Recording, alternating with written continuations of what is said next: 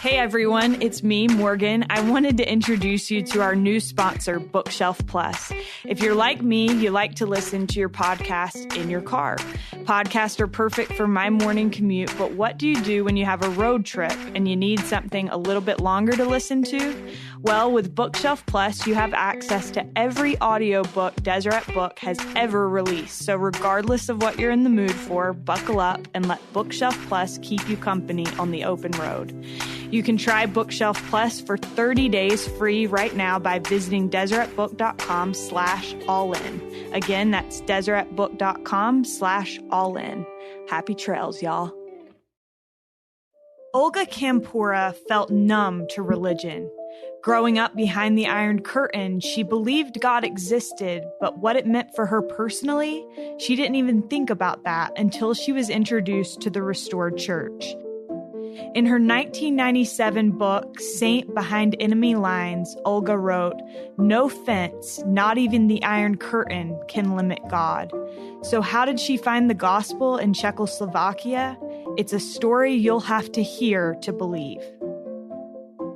Olga Campora received a master's degree and a PhD in Czechoslovakia before moving to the United States in the early 1990s. She helped establish the Czech language program at the Missionary Training Center, and her story was shared in the 2011 church-published history of the Relief Society called Daughters of My Kingdom. She now owns a yoga business called Yoga with Olga. She and her husband Randy are the parents of 2 sons. This is All In, an LDS Living podcast where we ask the question, what does it really mean to be all in the gospel of Jesus Christ? I'm Morgan Jones, and I am so grateful to have Olga Campora with us today. Olga, welcome. Thank you so much, Morgan. This is absolutely amazing opportunity, and I'm so glad to be here. Well, after reading some of your book, I mentioned to Olga going into this that my stack of books for prepping for these interviews just keeps getting larger and larger. And I want to read all the books, but I think I'm about 115-ish pages into yours, and I've loved it. And so I'm really excited to have this conversation today. First of all, I wanted to kind of set the scene for those listening, those who may not be super familiar with the Iron Curtain and everything that was happening in Czechoslovakia as you were growing up. Can you tell us a little bit about the history surrounding that and the religious climate in your country as you were growing up? Sure. So just to make sure that we know what kind of a period of time we are talking basically 70s, 80s.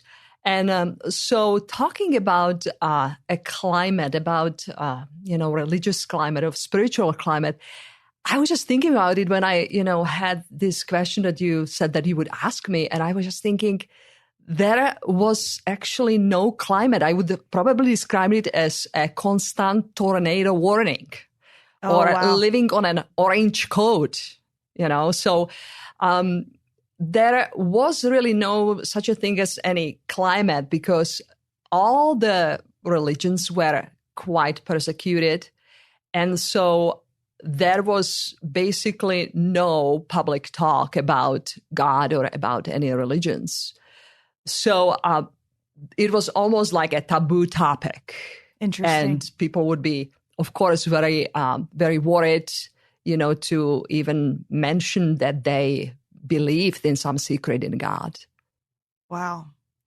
And for you, what was your religious background like? You had been a Christian, but you said that growing up, it wasn't talked about. And so it really wasn't like a deep part of you. Right.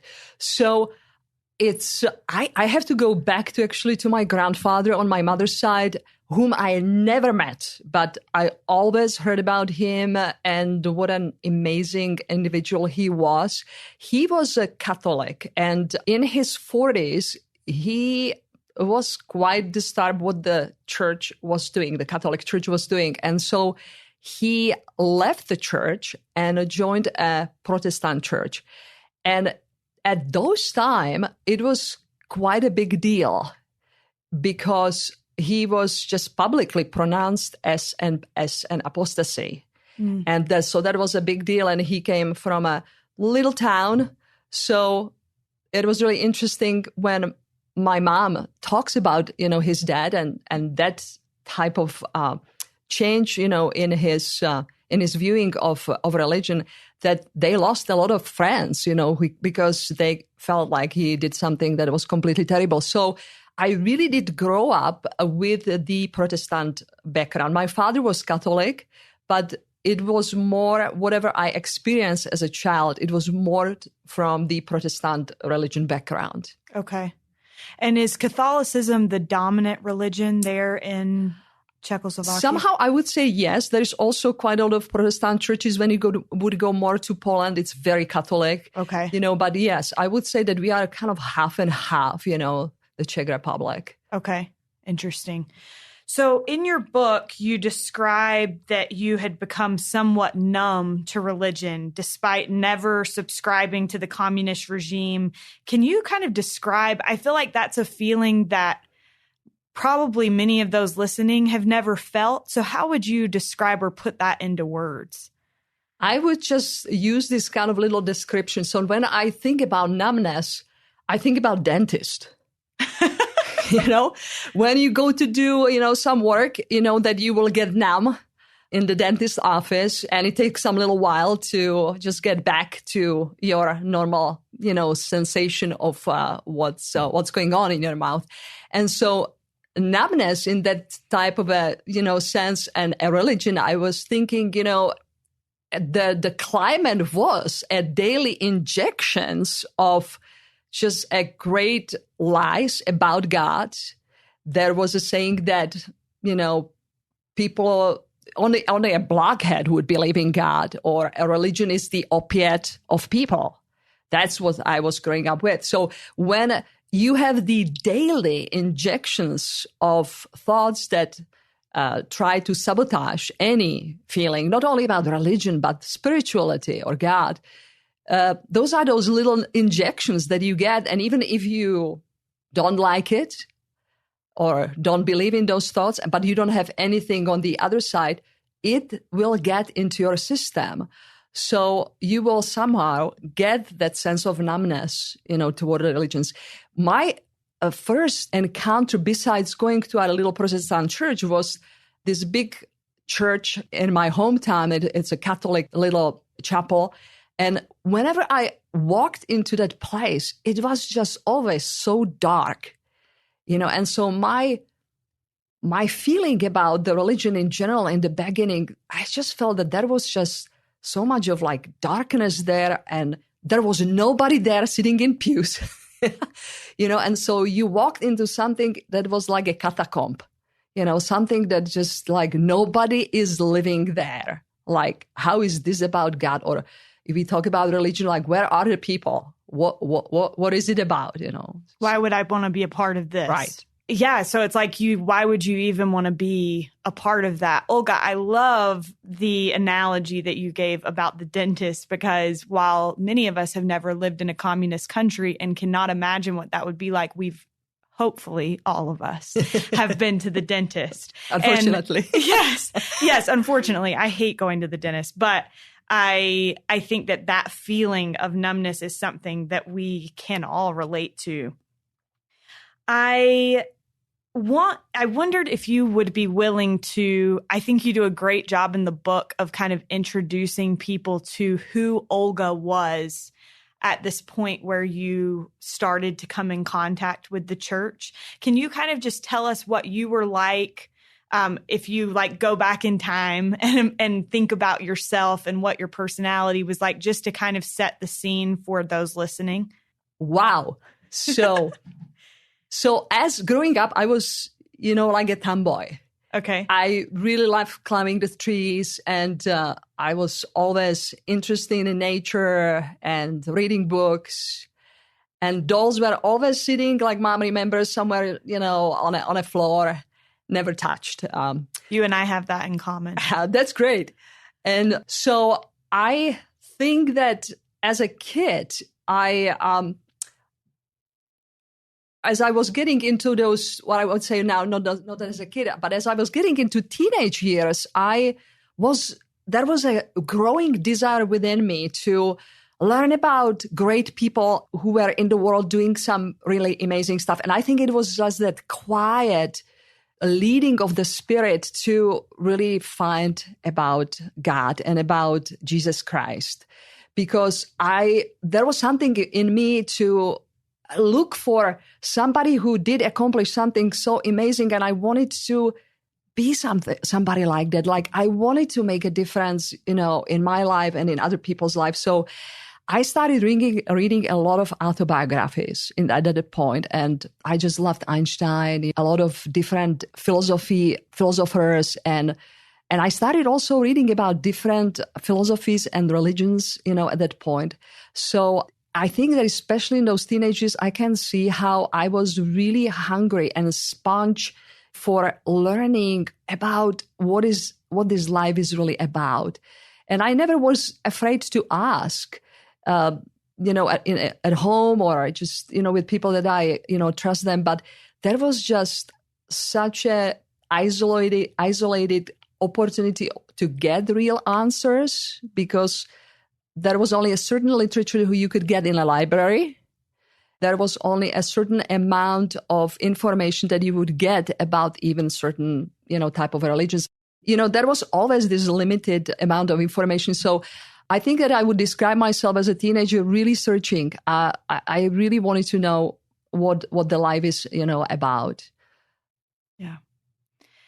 I think that is something that most of us, regardless of whether we grew up in the church or how we come in contact with the church, wanting to feel a purpose in our lives or recognize the purpose for our lives, that's something that we've all felt. And so, Olga, now I'd love it if you could tell us how you initially came in contact with the church. So that was at a point when I was at college. It was my first year at college, and I came out one day to class, and this friend of mine, she just said, I have met this really an interesting guy on my way, back home on a train, and he just loves yoga. And she talked to me about it because it was at that point that two of us were going to yoga classes. And she just said, if you want to, we can go to visit the guy. And I just said, sure. And so we decided to go one day, and we rang the bell, and this little short guy in his 70s with this huge smile on his face opens the door, and just so lovely, so kind and so sweet. She just started talking to us, and there was nothing, like weird about it. The way he invited us to come in, and he made us comfortable to just sit down and be introduced. I introduced myself, and we just started talking about life. And I mean, that was like first time I talked to somebody who would be really talking those deep questions like, what do you want to happen in your life? What do you think? Just why you are here? And I mean, nobody asked me those questions. And I never ever knew that he was a member of the Church of Jesus Christ of Latter-day Saints, but that was my initial introduction to church. And then I also met his family. I met his son, and he, had his family and his kids. And just the spirit that I had witnessed in that home, I just have never ever felt anything like that. And I remember, like today, just walking out of that home, I was just like, I have to go back. There is just something here so amazing. There is something more that I just don't know. But just the way he made us feel, it was just simply amazing. And just to see him, how happy, genuinely happy this man was. It's something that you normally would not see, because people usually from West, then when they traveling to my country, they always would describe people in my country or the Eastern European bloc as a plastic masks walking on a street, because people just didn't want to show any emotion, and so for me, seeing somebody so kind and lovely and sweet and just so genuine, it was just really like something completely new that I have never experienced before that. Right. And it's like he was kind of feeding a craving that you had to have these kind of conversations. Right. So one thing that I love yoga. Mm-hmm.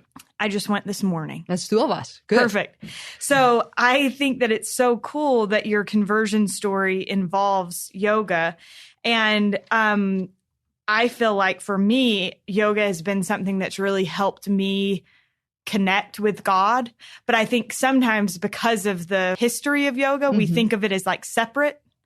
And so when this man started to teach you about yoga, what were some of the initial things that he taught you before he started talking at all about the gospel? Right. So I loved the way he introduced yoga to me. He was really talking about how to train the self-discipline, how you are in charge of your mind and of your mood, how the self-discipline that yoga offers, not only through yoga postures, asanas, how it can really affect you as a person to be more content, to be more present. And all those things really did resonate with me because there was just nothing like that. Like I was always, if you read my book, you can see while growing up, I was very athletic.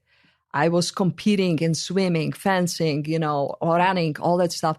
So somehow, the physical part of yoga, which is the hatha yoga part, it was appealing to me. It was different from all the other movements I did before because you have to do them slow. I mean, there are different types of yoga today, but just the original hatha yoga is that when you move slowly, when you stay in the pose, and we know that type of a practice really awakens the parasympathetic nervous system in our body, and that helps us to be more calm, more present. And I have witnessed that just going through those classes. I just felt so great. So I felt that was something that was definitely doing good to my body and my mind. But Otakar Vojkovka, Brother Vojkovka, he did introduce me more just kind of, to the yamas and niyamas, which are just like the basic moral codes of conduct, how we treat ourselves, how we should treat other people, how we need to exercise self-control, what we say or what we do. And so I have never been introduced to that like that. And from the yoga perspective, it was just, I could relate to it. It was in no way related to any, spirituality of God, the way he talked. He just said, it's really important to work on your mind and on your character. And I completely agreed with that. So he also, you have to kind of understand that this family was just heavily persecuted by police. So in these beginnings where we were getting to know each other, he was also careful. I did not know about him that he was a member of the church after probably 3 or 4 months after meeting with him.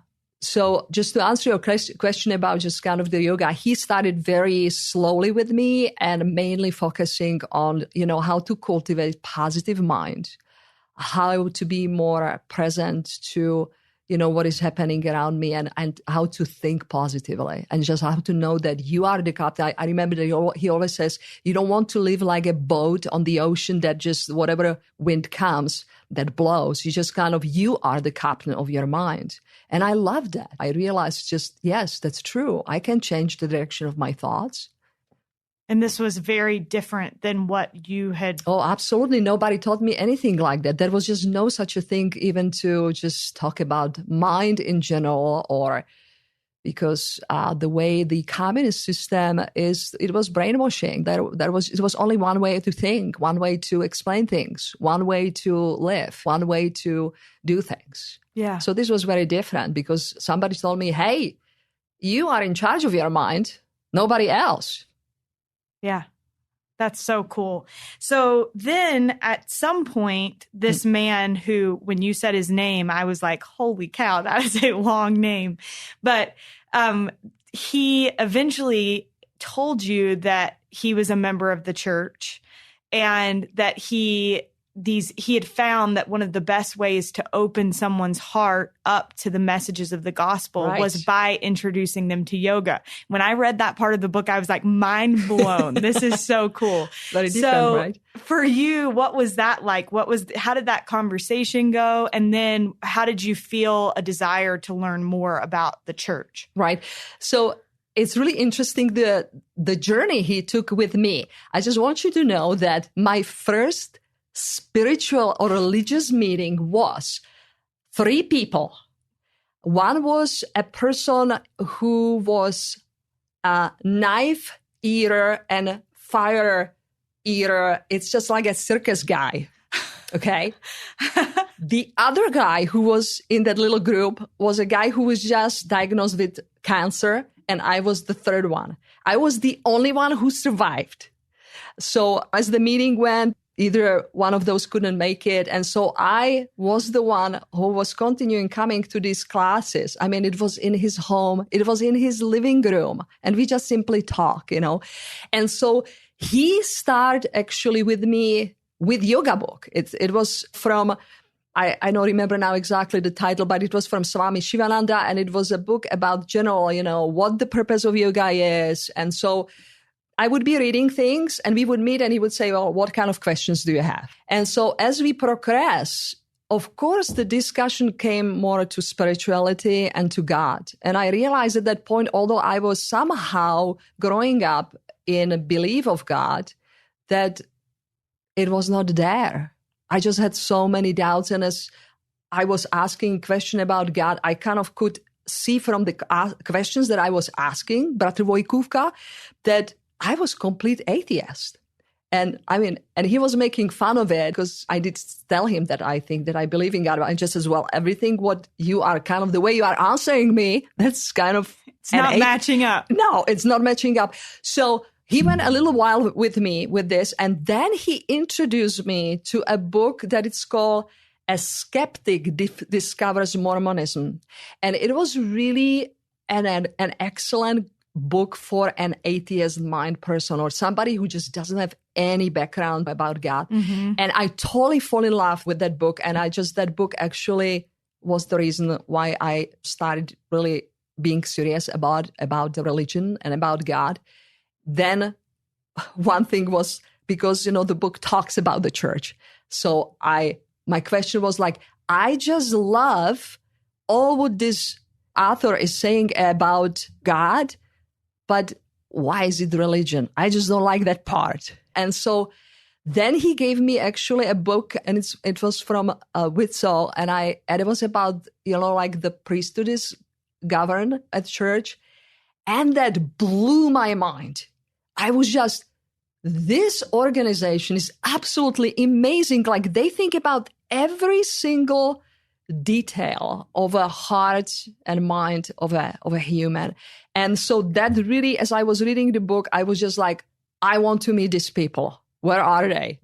And like, this is it's so sad that you read about this religion, but I don't know anything about them. Do you know where they are? And he just says, well, you are sitting in the room of one of them. So that was the first time I was introduced to a member of the church. And like I said, that took 3-4 months from the first initial meeting with him. Wow, that's fascinating. I want to touch on one thing that you said. So you mentioned the book by Elder Witzel. Mm-hmm. What was it? Because to me, I hear like that the book was about the priesthood, you said. Mm-hmm. And to me, I'm like, what was it about that connected the mind and heart and all of that for you? Right. I think I just kind of tapped into it a little bit in the previous answer. It was just about the organization of the church, just the way the church is governed. Okay. That was, I have never seen, because, it's really interesting that it sparked my attention because I came from a place and government that was very much, everything was regulated. Every single part of your life, how much you could travel, what you could eat, when the stores were open, whatever. But this reading about the way Heavenly Father's kingdom was organized on the earth, it made me feel free.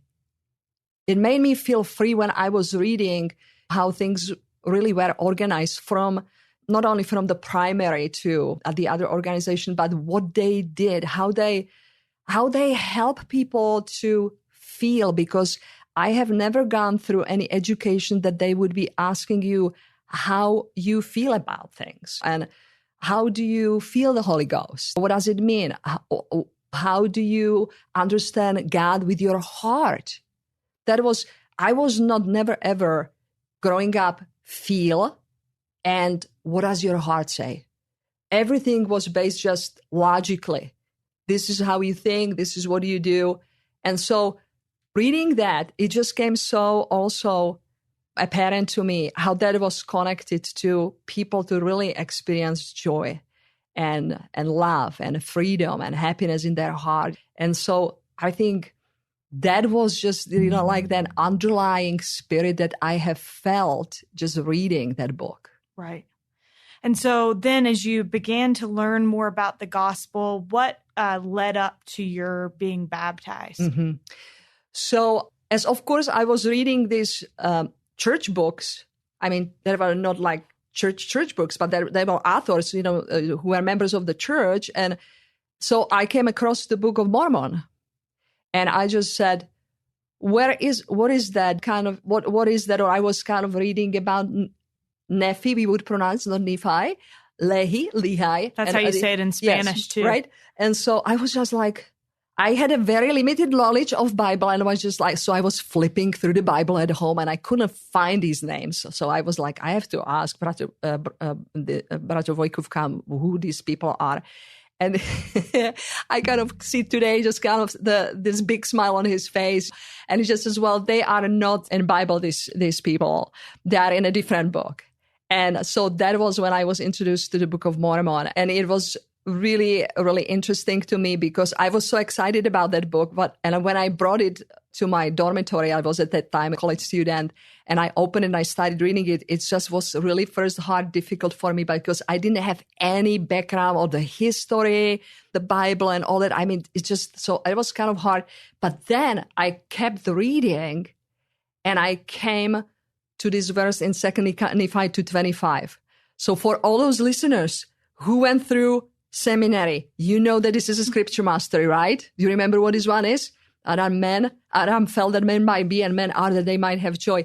Now, when I read this sentence, it just completely pierced so deeply into not only my heart, but my whole being. Like something happened instantly in that moment with me, like physically, mentally, emotionally. I just suddenly was like, I just discovered the puzzle that I was looking for. Now it makes sense, this girl, teenager looking in the libraries for reading the autobiographies. I was searching to find that the purpose why I'm here is really to have joy. And so that verse entered my soul so deeply that immediately, and I was not praying before that, I just went on my knees and I started praying and I just felt so much love from Heavenly Father for me. But I felt it like for everybody. I never forget about that experience. It just was so profound. And so that was a moment so I kept reading the book. As soon in the morning as I kind of could get up and just go, it was like probably 8:00 in the morning. I went back to Brother Vojkovka and I was just like, I love this book. And I want to be a new person. I just didn't have any concept of baptism. We didn't discuss anything like that at that point, right? But the desire in me, like, I want to be a new person. I want to do this. I want to live. What do I do? And so he explaining me the steps. And of course, he talked about baptism. And I was like, can I be baptized today? And he's just like, well, I would love to introduce you to other just brothers and sisters so that you can get to know them. And there is also some little preparation so that you know a little bit more about what it means to be just kind of to enter to a new life that you are describing, Olga, that you want to be a new person. I was at that point really also introduced because he realized that he can trust me.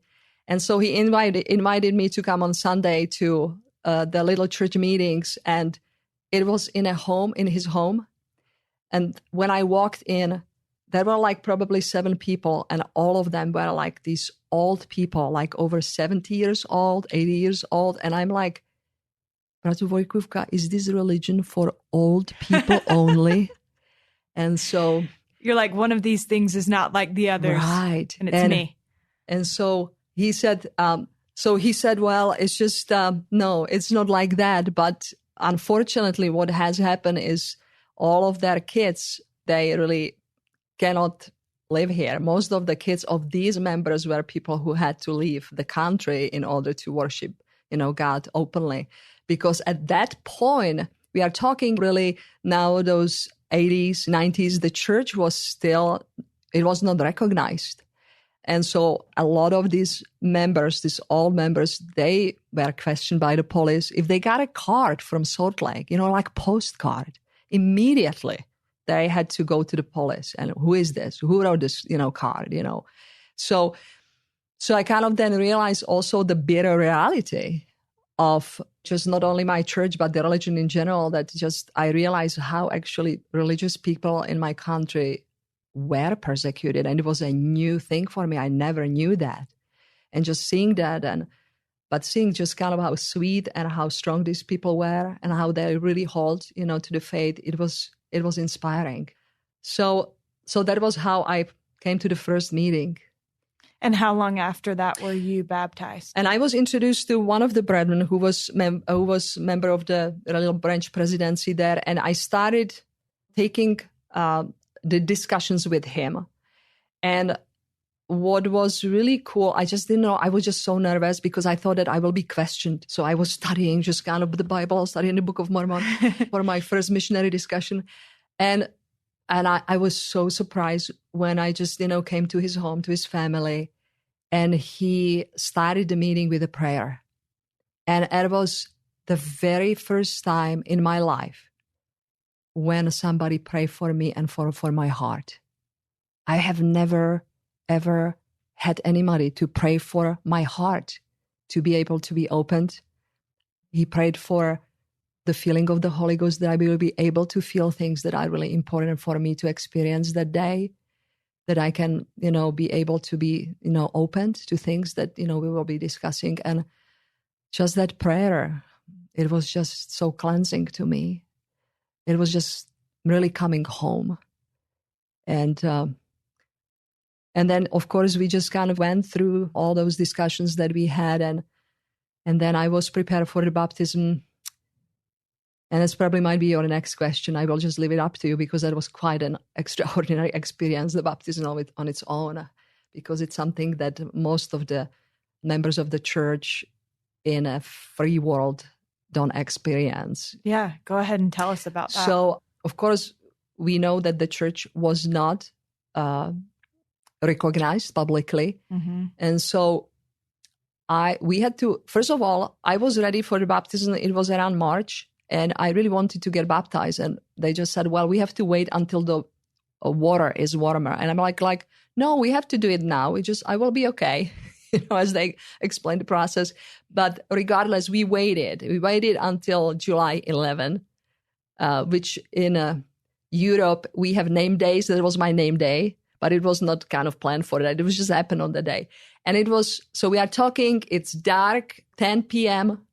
in the evening. And they had a little place outside of the city of Brno, Brno, where this family lived and where most of the members gathered. And it was a little reservoir. And they had a little place when there were any baptisms in the past, when actually missionaries did baptisms, when there were actually missionaries in the Czech Republic some very long time ago.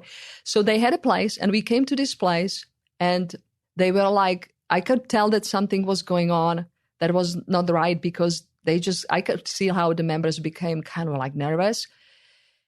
And they started kind of, talking. And I just realized from the discussion they have had that they were a lot of fishermen at that spot where they were just kind of booked for the baptism. They were just fishing them. So one of the brethren, he came to me and just said, you know what, we need to wait because we cannot do that. And we don't know any other places because there was a steep dip in that reservoir. It was the only place that was kind of easy to enter.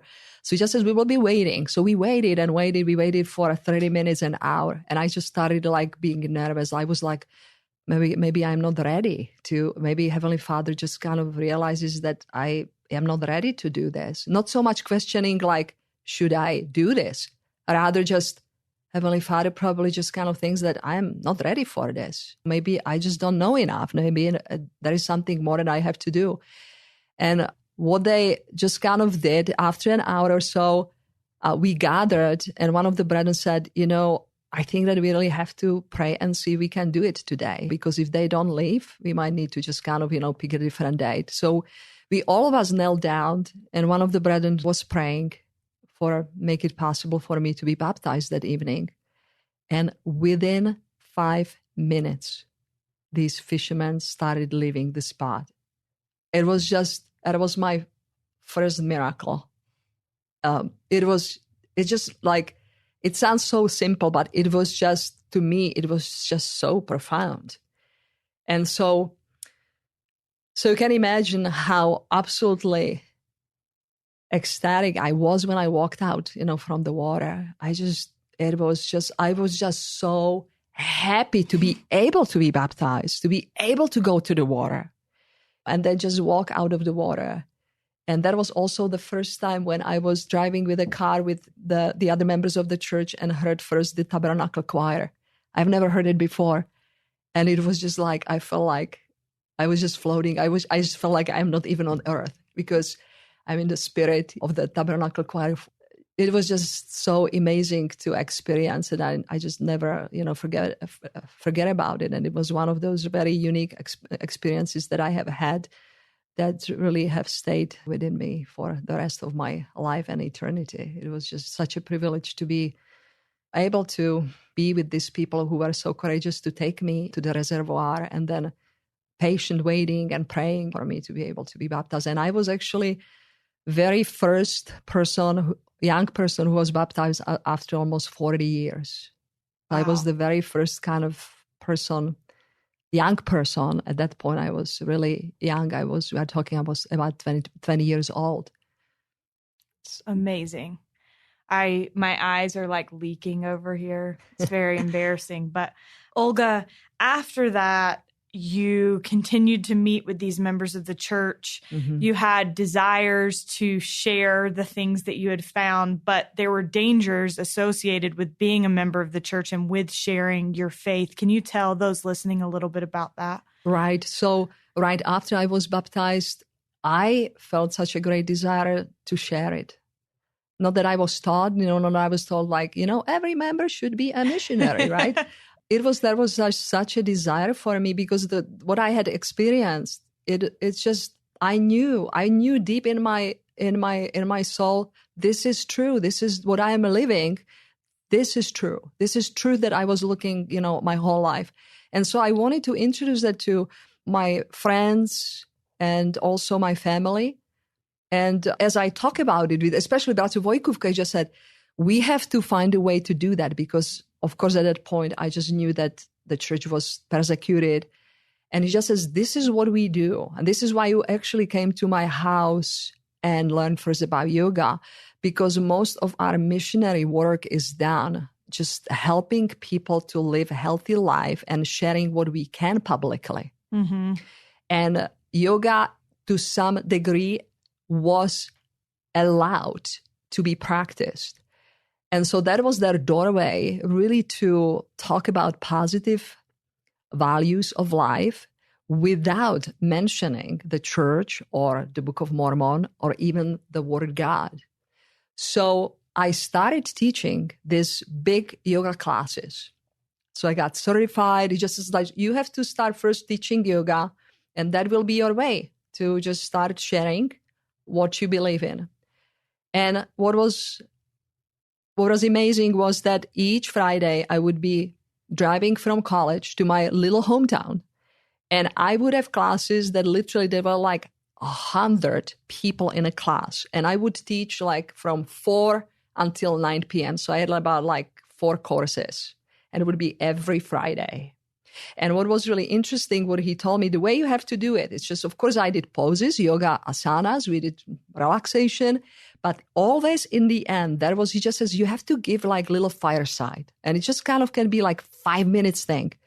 And so he was coaching me. It just is like how to start. It just, the people in Europe are so secular and focused on health. So he just says, let's start with the word of wisdom, but we will be very smart about it. We'll just kind of say how to eat, how it's important for us to exercise. So we started really with these little baby steps. And then I started introducing the topics of joy or respect or forgiveness. Okay. And the way I started doing it, I started looking for the quotes and books from people who were generally okay for the communist society. So I could cite Gorbachev, and he would say something that I could completely be aligned with the gospel of Jesus Christ. Or they love to hear from Russian authors. So if I would have some really great quote for Tolstoy or whatever. So that was because there was always a secret police there too. And I knew that because those guys, they didn't want to exercise. You could tell that they were smoking every single time when they came. And so you knew that you were watched in those. It was not kind of free, especially when so many people gathered. It was suspicious. And then later on, I'd also start being questioned by the police and stuff like that. But that's how it started. And then what we did was that we started doing what was called like a yoga camps. Summer yoga camps. And we started doing it with Bratr Vojkůvka, his son. And it was kind of like a little group of people, maybe we are talking about 20, 30 people. And we would just do like these weekly camps. We started, like on Monday and went until Saturday. And it was just, that was the most amazing coaching of my life. I did it for 10 years since I was just kind of baptized. And it was because I saw how these priesthood brethren were working with other people and just how they really just talked to people about being happy. Because one of the things people came, so these people came from my classes and from other, yoga classes, they would come to these camps. And the first meeting with us as the leaders of the camp was like, Bratr Vojkůvka says, okay, guys, to everybody, you are here to experience the most amazing week of your life. You are going to be taught how to be happy. And everybody was like, what? They're like, what does happy mean? Yes, exactly. Like joy? What? And so if you read really closely my book, there was a concept to it, what we did. Of course, we did exercise. We eat very simple food, but there were a lot of good lectures. But you couldn't still kind of talk openly about God. But because of all these positive values that you have been introducing to people's hearts got open and they felt that there was just something more, and some of them came. So from that number, we would have people and they kind of sense, I want to know more about this. I just really want to live what you are. What should I read? What should I do? So then we started something what was called a School of Wisdom with Bratr Vojkůvka. So we would meet like every Sunday before the church little meetings that we had.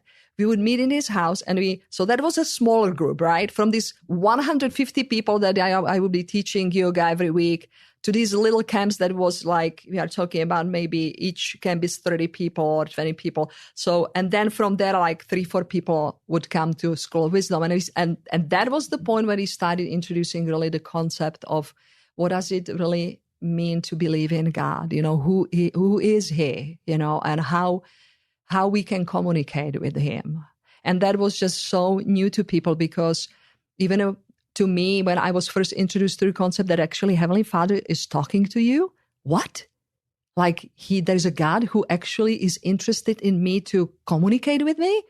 And so, and all those concepts, for people, it was also for them so new. And we still had to mingle two things. We had to a little bit do yoga stuff because they were coming for it. We cannot just, woo, so you guys are here. This is, so we have to have some integrity, For sure. But then from those people, there were people who really then were interested, in church. And so it was so much fun because then I was the one then who was teaching the discussions. It was so much joy. And I was just so happy. I mean, there were like over probably 50 baptisms that just kind of, I was ready to prepare people for baptisms. And it's so amazing to see. Of course, some of them, they fall astray, you know, but it's just like today, the first stake president that we have, President Pilka in the Czech Republic in Prague.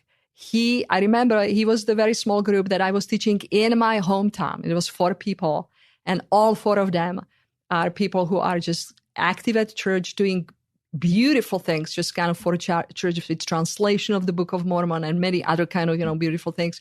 And it's just so wonderful to see that you could be a part of this very small miracle in this small little town, in this small little, you know, room that I was preparing like for people for baptism. And today these people are just such a pillars, you know, back, you know, in the country where I come from. Yeah. Yoga missionary work. Maybe we need to. I'll tell you, I mean, you realize that the Lord, and I always, you know, I know that people kind of might think about it, that it was just strange and weird, but, you know, if you think about your life, and there are probably a lot of listeners, you know, who are listening to it, that it was not a straightforward pathway through a missionary. It's just sometimes people go even through experiences that you would never ever guess, like how through that negative experience, somebody can actually embrace the gospel, you know. And I think from the perspective where we were, I think that it's obvious that the Lord, he knew exactly what the field was like. That there was just simply, it was desert. There was a lot of stones, a lot of just like, what can I use? How can I bring the light here among these people? And so he knew that there were simply tools that he could use to be able to open up the light and just, you know, the restored gospel, you know, to people, you know, to in my country. And so as strange as it is, it worked really great in the beginning because it was that little foundation that we needed to have to start off the church when there came time when the church was recognized and we started actually having little branches. And it all started from these little yoga camps and School of Wisdom. So neat. If this story is not blowing anybody else's mind, I'm sitting over here in awe because you talk about all of this in your book, but to hear you say it, it's like too much for me. Olga, we are running kind of short on time. So as much as I feel like I could listen to you talk all day long, but I'm curious how in the years since, so you've come to America, you live here now, how in the years since the gospel has blessed your life? And then a follow-up question to that, and I didn't prepare you for this one, but I'm curious about how you feel toward the man that shared the gospel with you in your native country. Oh, wow. That's a big one. That's a big one because many times as I feel just my life is a dream. My life is just, I mean, it's something that I would actually never ever thought the way my life has unfolded. Don't get me wrong. I have a lot of challenges like everybody else have, but just the way my life has evolved because of the gospel of Jesus Christ just blows my mind. Every single day when I wake up, just kind of, it's like kind of like, as you know, I have like a goosebump realizing, and if I especially get ungrateful or just I complain about something, I realize, Olga, or I drive on a highway and I'm sitting in this car and I'm like, gosh, I'm just living in this, you know, beautiful country that has a freedom of religion. And I live the gospel and how it blessed my life. Because I know that if I did not have a gospel in my life, I would be probably 3 times divorced, at least. I would, because I'm a very strong-headed person. And so I think that it would be just so difficult for me to plug through the life. And just having the gospel of Jesus Christ, it just gives me such an amazing perspective on just daily things of life. Because the main thing, we know that the translation of the word gospel is joy, right? It's a message of joy. And it is true. That was like, you know, with that first scripture that I was reading, 2 Nephi 2:25. That's me. I just love to be happy. I just love to find ways in my life, even when things don't go in a way that I just thought that they should, or and our life becomes challenging. I always realize like this, Olga, it's a part of a journey. This is part why you are here. This is how we can make it to the next school after this life. And so I always remind myself, you have something that gives you tools, and I mean the gospel, that you can look at any circumstance of your life from an eternal perspective, that you don't see the tree only, but you can see the woods. And the gospel is giving me that perspective, all the tools that we have in the gospel, all the ordinances, all the doctrine that we just have. And if we really tap into it honestly, and with all these beautiful changes that we have today at church, and you can see how the Lord really wants to have what we live, the faith in Him, the daily life that we do, how He really wants have us that depth and integrity in Him, that it's really not only something that we do as a culture or something that we go through the movements. The time is over to go through the movements, because that's not going to help us and to help us to survive. That we are at the point that we really need every single day realize this is a gift. How am I going to use this gift? And how I can bless, other people's lives. As the second part of the question about Bratu Vojkůvka, I think about him. He would be today probably around 109 years old. This man really has changed my life. And the gratitude that I have toward him and toward his family, and how he had helped me also to become a person who I am, just being in his presence and having the blessing of really being with him for 10 years doing missionary work under the circumstances we had. It just trained me to be able to be also with people, to be able to listen to people, to be able to get on the platform with people who are trying to learn about God or gospel, that I don't have any second agenda in my mind or just judging them. Why do they look this way or why do they think this way? But the way he was a master in being able to get on the level with people that people could feel his love for them and his heart. And that was a training I was like for 10 years with this man. And it's something that just affected my life as Olga, as a wife, as a mom, as a member of the church, as a human being. That he always told me never ever only look at people like you just want to change them. You just have to look at people who they are and just lift them up. What is it? What is there what you can lift? Because if you lift them up, they will trust you and they will want to just kind of be your friend. So this man really, it was a miracle that he came to my life. I was at that point 19 years old and just thinking about the circumstances and darkness of the place that I was living in. I mean, it's so obvious to me that the Lord wanted to make that happen. And I hope and everything what I even do, just even living in this country, it was not a plan. It just also happened as a big surprise to me and a miracle that I actually end up here in the United States. But I am so grateful because I know that I was also brought here with a purpose. And I'm always mindful to it with whenever inside of the church, when I'm asked to do callings.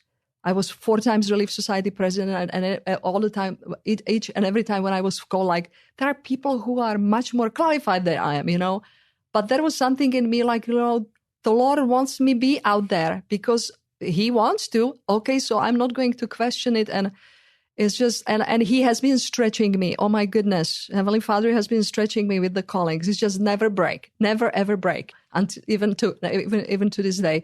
But I just love it because, like I said, I'm grateful for him that he was teaching me how to, be around the people, how to really love people unconditionally, and how to respect people from any walks of life, that never ever just look beyond just what you see, look beyond what you see. And It's sometimes hard because it's just so easy for us as a natural man to immediately see the flaws in other people. And it's a training. It's a really training to, and we have the tools in church to do that. We have scriptures, we have prayer, we have our living prophets.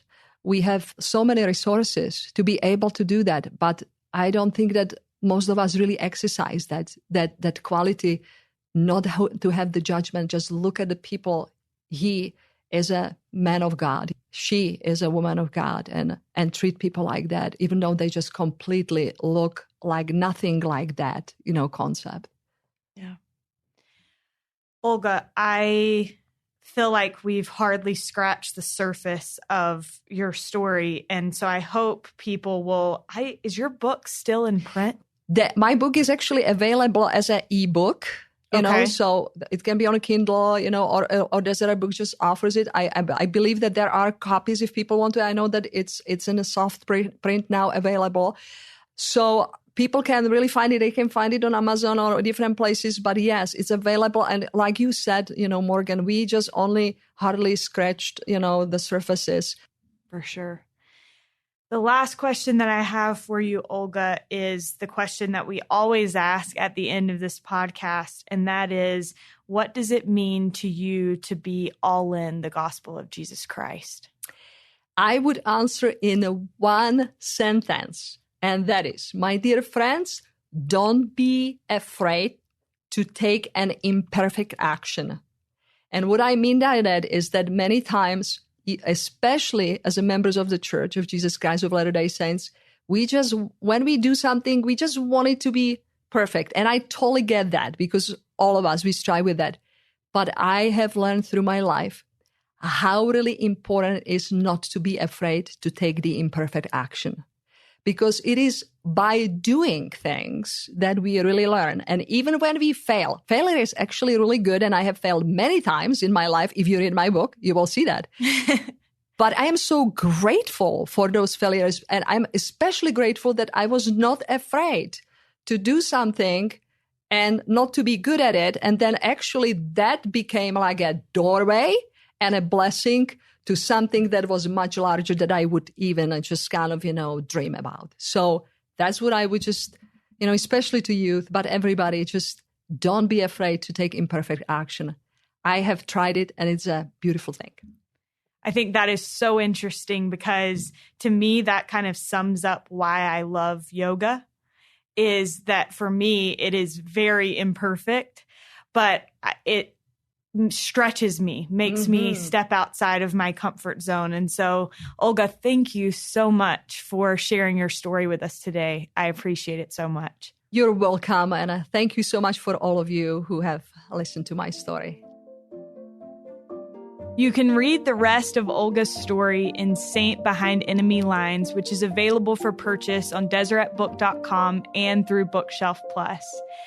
Thank you all so much for joining us once again and for taking your time to leave us ratings and reviews on iTunes. I personally love getting your feedback and hearing what you think of each episode. This week, in your review, if you haven't already, I'd love to hear which episodes have been your favorites. Thank you so much, and we'll be with you again next week.